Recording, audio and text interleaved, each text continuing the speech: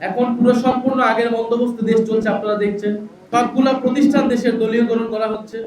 বাংলাদেশের নেতৃবৃন্দ এবং বর্তমান বৈষম্য বিরোধী কমিটি নেতৃবৃন্দ এবং আমার বাংলাদেশ পার্টির ব্যারিস্টার সানি ভাই সহ আরো কিছু গুরুত্বপূর্ণ ব্যক্তিবর্গ আজকে জাতীয় নাগরিক পার্টিতে এনসিপিতে আনুষ্ঠানিকভাবে যোগ দিচ্ছে। এই বিষয়ে আমাদের বক্তব্য হচ্ছে যে আজকে এখানে যারা আমরা হয়তো একসাথে বসেছি বা যারা যোগ দিচ্ছে তারা যে আমাদের থেকে খুবই আলাদা ছিল এরকম না। হয়তো তারা ভিন্ন ভিন্ন প্ল্যাটফর্মের চেষ্টা করেছে, কিন্তু সবাই একই লক্ষ্যে কাজ করেছে বলে আমরা বিশ্বাস করি। ফলে যেহেতু একই লক্ষ্যে বিভিন্ন প্ল্যাটফর্মে বিভিন্ন জন কাজ করেছে, আমাদের কাছে মনে হচ্ছে সবার তরুণদের দল হিসেবে, জুলাই গণ অভ্যুত্থানকে ধারণকারী দল হিসেবে এনসিপিকে শক্তিশালী করা, তরুণদের শক্তিকে শক্তিশালী করার কোনো বিকল্প এখন নাই বাংলাদেশে। বাংলাদেশ এখন এই নির্বাচনের মধ্য দিয়ে যেভাবে গণভোটকে অস্বীকার করা হয়েছে, জনগণের জনরায়কে অস্বীকার করা হয়েছে, এবং যেভাবে চাঁদাবাজি, দুর্নীতি, সন্ত্রাস সারা দেশে ছেয়ে যাচ্ছে, এখানে আমাদেরকে একটি বিকল্প শক্তি গড়ে তুলতে হবে। এবং পাঞ্জাবের জগতে একটি বিশ্বস্ত নাম শাবাব এথনিক ওয়্যার। বৈষম্যহীন গণতান্ত্রিক অন্তর্ভুক্তিমূলক বাংলাদেশের যে লড়াই গণ অভ্যুত্থান থেকে শুরু হয়েছে, সেই লড়াইকে আমাদের সম্পূর্ণ করতে হবে। আমরা সেই আকাঙ্ক্ষার জায়গা থেকেই তরুণদের শক্তিকে ঐক্যবদ্ধ হচ্ছি। যারা বিশেষত জুলাই গণ অভ্যুত্থানে অংশগ্রহণ করেছিলেন, আমরা তাদেরকে বেশি গুরুত্ব দিচ্ছি।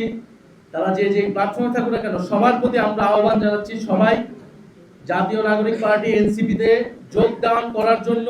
যারা রাজনীতি করতে চায় আর যারা রাজনীতির বাইরেও কাজ করতে চায়, তাদের সাথে আমরা একসাথে কাজ করতে চাই। আমাদের একটা ব্রডার অ্যালায়েন্স বা কোয়ালিশন এই মুহূর্তে প্রয়োজন, কারণ আমরা দেশটাকে নতুন করে আবার কোনো আগের বন্দোবস্তে ফেরত দিতে যেতে পারি না। এখন পুরো সম্পূর্ণ আগের বন্দোবস্তে দেশ চলছে, আপনারা দেখছেন। সবগুলা প্রতিষ্ঠান দেশের দলীয়করণ করা হচ্ছে এবং দেশের বিচার ব্যবস্থা থেকে শুরু করে সব জায়গায় আমরা যে সংস্কারের কথা বলেছি, ঐক্যমত্য কমিশনে গণভোটের মাধ্যমে যে সংস্কারের সম্ভাবনা তৈরি হয়েছিল, বিএনপি সরকার সব সম্ভাবনাকে নষ্ট করে দিচ্ছে। শুধুমাত্র আওয়ামী লীগের জায়গায় একটা বিএনপি সরকার প্রতিস্থাপিত হয়েছে এই নির্বাচনের মধ্য দিয়ে। কিন্তু আমরা বারবার বলেছি, আমরা কোনো দলের পরিবর্তন নয়, ব্যক্তির পরিবর্তন নয়, ক্ষমতা কাঠামোর পরিবর্তন চাই। বাংলাদেশের সার্বভৌমত্বের প্রশ্নে এদেশ মাথা উঁচু করে দাঁড়াবে, আধিপত্যবাদ প্রশ্ন মোকাবেলা করবে এবং বাংলাদেশে একটা অন্তর্ভুক্তিমূলক সকল ধর্ম, সকল মত, শ্রেণী পেশার মানুষকে সাথে নিয়ে একটা বৈষম্যহীন অর্থনৈতিক ব্যবস্থা আমরা গড়ে তুলতে চেয়েছিলাম। সেই লড়াইটা আমরা করেছি। এর মধ্যে দিয়ে নানান ধরনের মতবিরোধ হয়েছে, নানান ধরনের প্ল্যাটফর্ম, উদ্যোগ, তৎপরতা হয়েছে। আমরা যেগুলোকে সবকিছুকেই এর আগে আমরা এনসিপি থেকে বলেছি, এগুলোকে আমরা ইতিবাচক ভাবে দেখেছি।